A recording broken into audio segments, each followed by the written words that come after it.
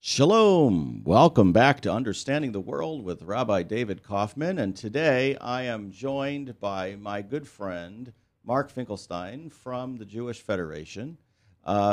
Mark is the Jewish Community Relations Director, and he and I have done many shows together. In fact, we're on many different committees together and do a lot of work in a lot of different issues. So Mark is joining me today, and we'll talk a little bit about various issues.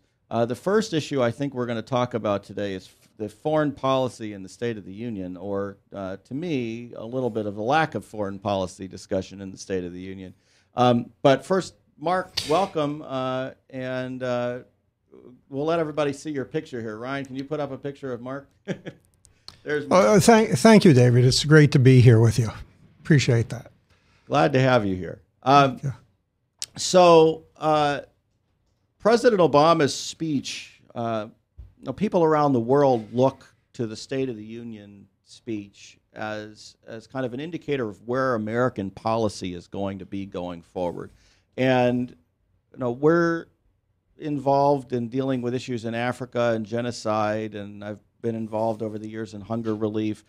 We certainly care about Israel and the Middle East in general, the whole Iran issue, Syria, what's going on with the Egyptian government.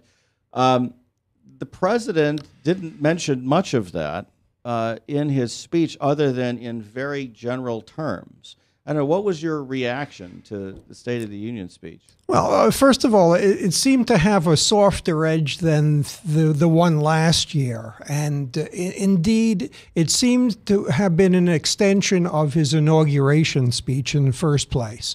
A lot of it, to me, derives from his campaign rhetoric to begin with. You agree with that, David? Well, yeah, I think for sure the focus of this president's second term, at least as it starts, is on domestic politics and getting America's house in order before we worry about what's going on outside the house. Now, for me, the president has to be concerned about doing everything all at the same time.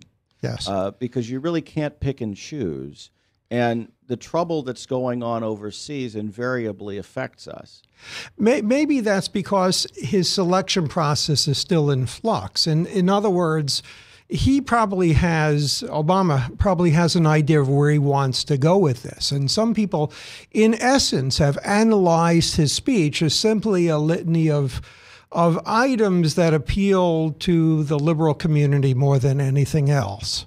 And this being his first State of the Union after his inauguration, it seems he's putting his agenda on the table, but in a way that is not intended to polarize the Congress more than it is at present. What do you think about that?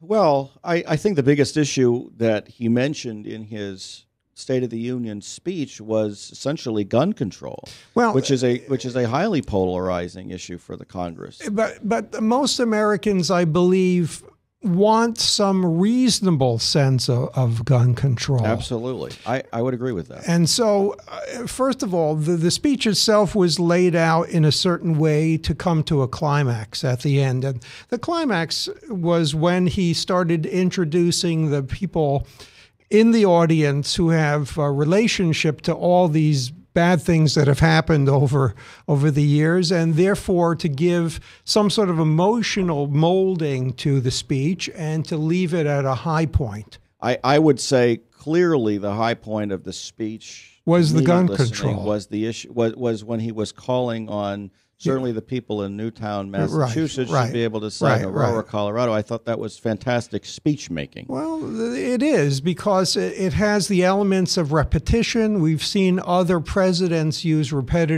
short repetitive phrases. They need to, what's the phrase? They need to vote. You need to vote. They need to have a voice. They need to have a voice. Yeah. All those things, they're popularist types of appeals to the population as a whole. And because we were so deeply affected by Aurora, by the Connecticut shootings, this has left a deep scar, I feel, on the American people. And I heard, yesterday a report that says each one of the 100 senators was able to bring one person to the State of the Union address, and over a third of them brought somebody directly affected by gun violence. Yes, and Gabby Gifford was there, and yeah, certainly that was the emotional point. And it wasn't John Boehner did stand and applaud for that bit, did he not? Yeah. So and the reality is that those on the left wing tend to criticize whether or not we need to have the right to bear arms at all, or what that means. Right. Those on the right wing want to say, yes, virtually anything should be okay. No, my statement is, we have the right to bear arms. We even have the right to arm bears at this point. But why are we arming crazy bears with assault weapons? The issue that comes up that I think really needs to be discussed is the one of whether or not the policies that we're talking about putting in place would have stopped any of these mass shootings. And as a concern, when you're trying to implement policy based on events that have happened, if the policies that you're implementing are not going to have an impact, then you got to rethink your policy. Well, it looks like if you promulgate regulations that don't have an impact on what you're trying to stop, you have a different agenda. Does that make sense to you, David? Yeah, well, I think there's an agenda of trying to remove guns from people's hands in general. In general, which is across the board not particularly reasonable. And then there's an agenda of trying to keep the worst offenders from getting the worst weapons. And it seems to me that we have unanimity on the last one. Right. There are multiple items on the table, not all of which are reasonable, not all of which have general consensus. Yeah, I don't know whether we're going to be able to get overwhelming kinds of gun control through. In fact, I don't know that the American population is interested in trying to get overwhelming kinds of gun control through Congress. But it would seem to me that gun control that takes assault weapons out of the hands of crazy people is very reasonable, is very something useful. That virtually everybody's going to support. Right. Now, speaking of dangerous weapons in the hands of crazy people, the foreign policy portions of the State of the Union, the president spoke of the fact that Al-Qaeda is weakened. Now, one of the questions we're dealing with here is, how do you measure that?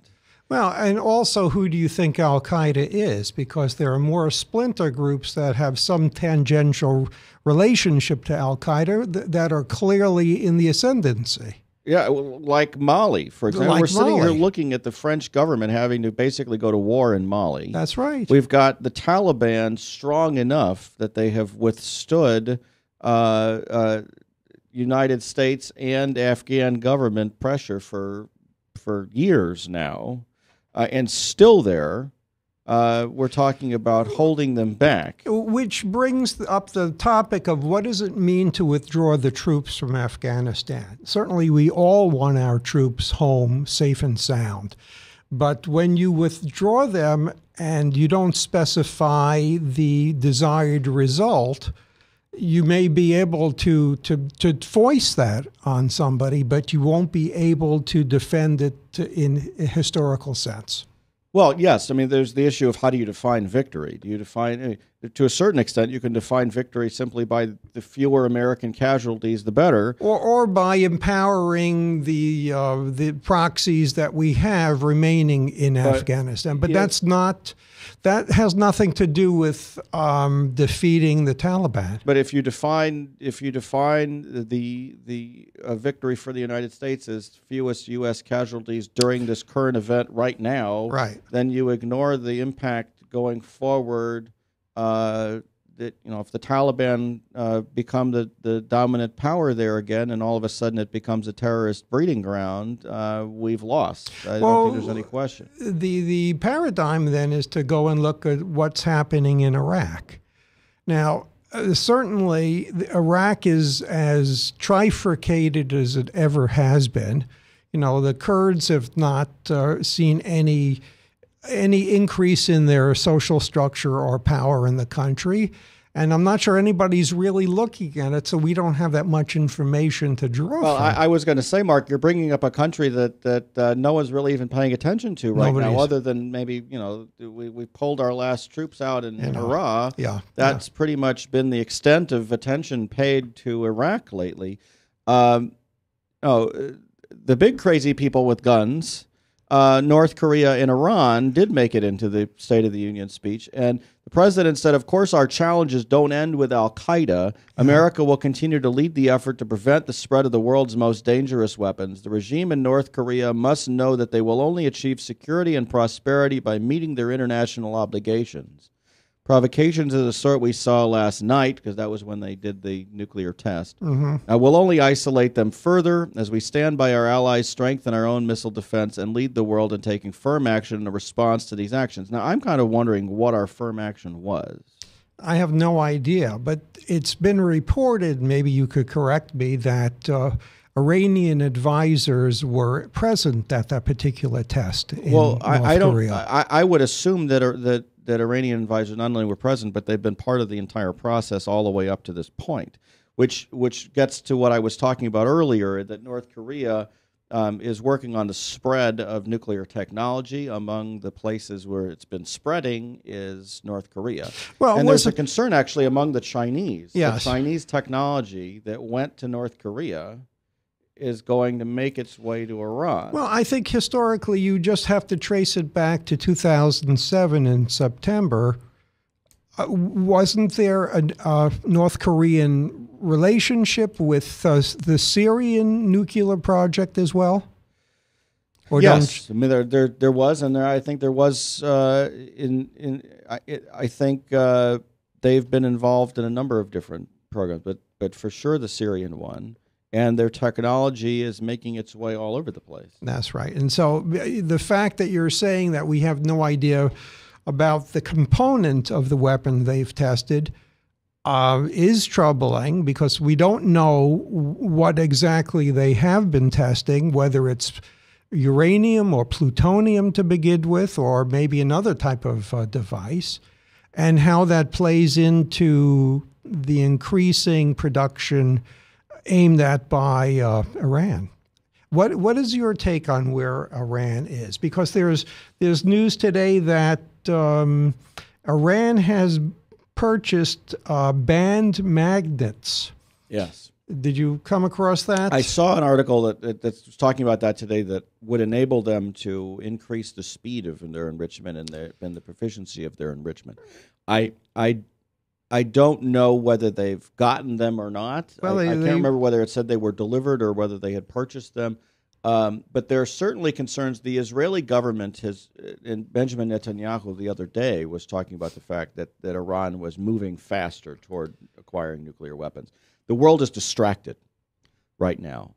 And, I tend to wonder whether or not part of why President Obama is going to the Middle East right now to meet with the Israelis, the Palestinian Authority, and Jordan is to say, look, the time is getting close to do something about Iran, and Iran is going to retaliate against you guys. And if that's the case, it would make sense why there is virtually no mention of the peace process at all in the speech. I mean, let's just talk about that for a moment before we take our next break here. Regarding the Arab Spring, Israel, in defense of freedom, we will the Arab Spring in Israel. In defense of freedom, we will remain the anchor of strong alliances from the Americas to Africa, from Europe to Asia. In the Middle East, we will stand with citizens as they demand their universal rights and support stable transitions to democracy. The process will be messy, and we cannot presume to dictate the course of change in countries like Egypt, but we can and will insist on respect for the fundamental rights of all people. We will keep the pressure on a Syrian regime that has murdered its own people and support opposition leaders that respect the rights of every Syrian. Each one of those sentences contain a couple of ideas that alone would take several minutes to unpack. Well, and we'll unpack them. Okay. And we stand steadfast with Israel in pursuit of security and a lasting peace. These are the message I will deliver when I travel to the Middle East next month. There's no mention of the Palestinians. There's no mention of the state of Palestine at this point. There's no mention of the peace process at all. There's no mention of no specific mention of many, many, many problems, and we will talk about all of those after our break.